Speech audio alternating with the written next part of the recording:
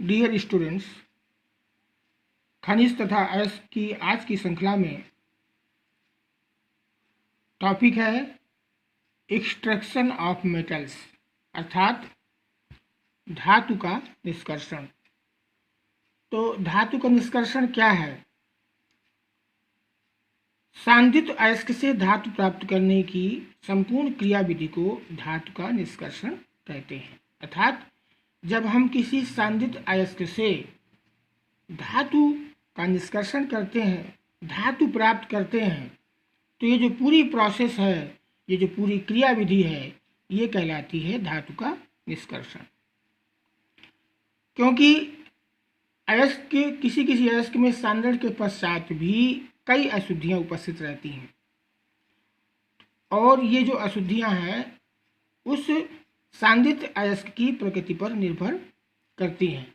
तो धातु का निष्कर्षण करने के लिए और उससे कई सारी अशुद्धियां दूर करने के लिए कुछ प्रमुख विधियां अपनाई जाती हैं।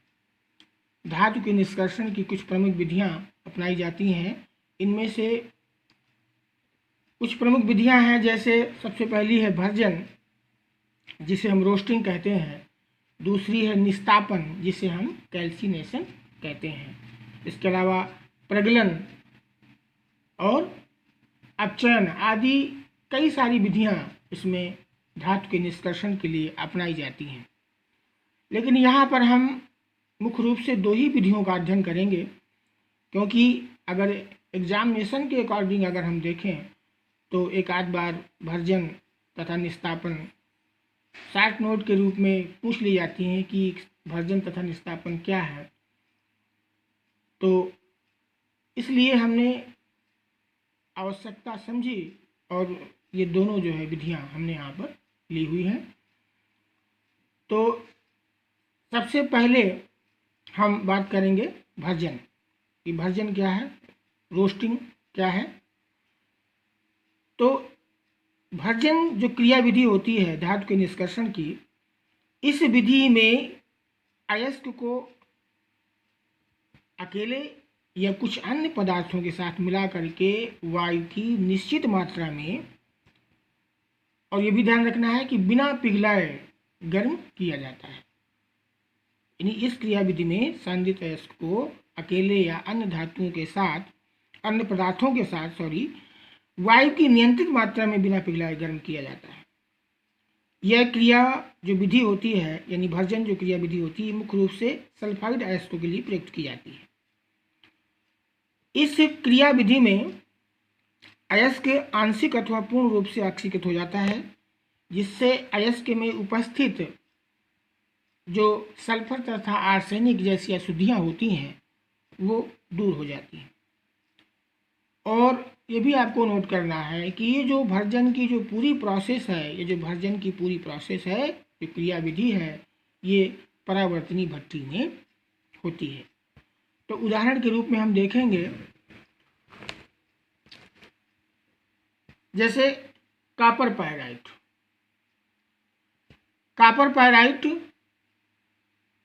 यानी CuFeS2 के सांद्रित अयस्क को जब हम परावर्तनी भट्ठी में रखते हैं तथा बहुत कम तापमान तथा वायु की नियंत्रित मात्रा में जब हम इसको रखते हैं, तो क्या होता है कि कॉपर पायराइट अयस्क ऑक्सीकृत होकर कॉपर सल्फाइड तथा फेरस सल्फाइड बनाता है, जिनका कुछ भाग ऑक्साइडों में बदल जाता है। तो यहाँ पे आप देखेंगे कि कॉपर पायराइट अयस्क ऑक्सीकृत होकर कॉपर सल्फाइड तथा फेरस सल्फाइड बनाता है, जिनका कुछ भाग ऑक्साइडों में बदल जाता है। तो यहाँ पे आप देखेंगे जैसे copper pyrite CuFeS2 plus O2, यानी जब वायु की उपस्थिति में इसको बिना पिघलाए गर्म करते हैं तो ये Cu2S plus 2FeS plus SO2, यानी कुछ भाग जो है इसका ऑक्साइड में बदल गया।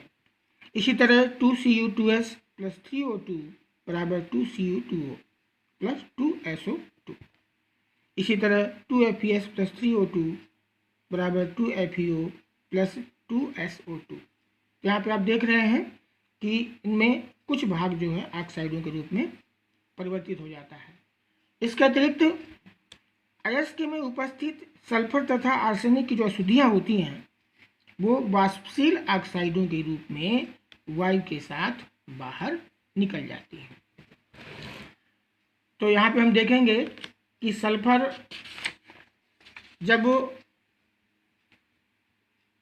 ऑक्सीजन यानी वायु की उपस्थिति में सल्फर जब मिलता है, क्रिया करता है, तो सल्फर डाइऑक्साइड के रूप में जो है वाष्पशील होकर के वायु में निकल जाता है।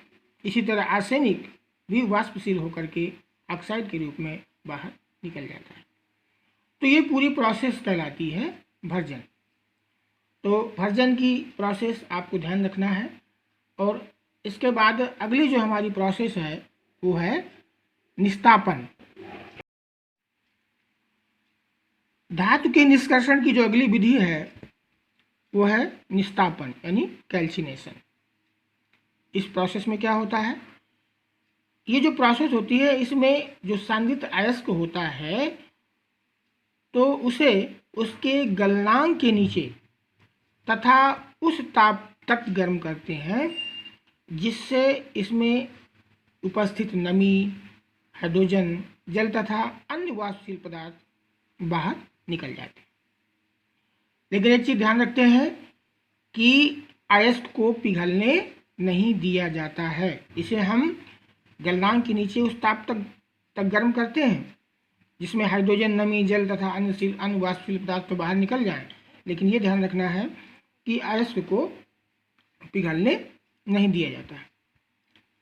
तो इस प्रक्रिया के फलस्वरूप होता क्या है कि जो अयस्क होता है एक तो वो शुष्क हो जाता है तथा दूसरी चीज छिद्रमय हो जाता है।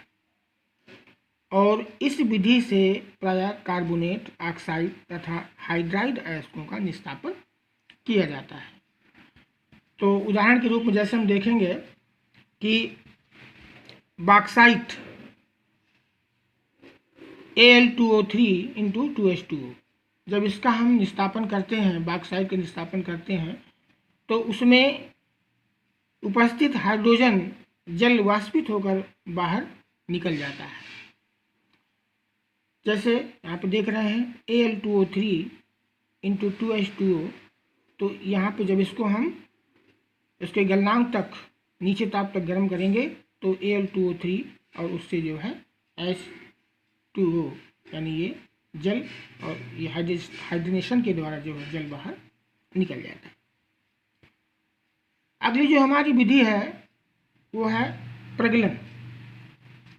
तो प्रगलन भी थोड़ा सा हम समझ लेंगे क्या है प्रगलन, यानी स्मेल्टिंग। निस्तापन तथा भर्जन की जो क्रिया होती है यानी रोस्टिंग और मेल्टिंग के बाद की जो प्रोसेस होती है उससे प्राप्त जो अयस्क होता है उसको कोक तथा उचित गालक के साथ मिलाकर, गालक का मतलब है गलाने वाला, गालक के साथ मिलाकर के मिश्रण को उच्च ताप पर गर्म करके गलाने या जलाने या पिघलाने की जो प्रक्रिया होती है, गलाने या पिघलाने की जो प्रक्रिया होती है, इसको हम प्रगलन कहते हैं। और ये जो पूरी प्रगलन की जो प्रक्रिया है, जैसे कि उस शब्द से ही समझ में आ रहा है प्रगलन, तो प्रगलन की जो पूरी प्रक्रिया है यह वात्य भट्टी में संपन्न होती है। और इस प्रोसेस में जो कोक होता है वो अपचायक का कार्य करता है तथा अयस्क को गलित धातु में बदल देता है।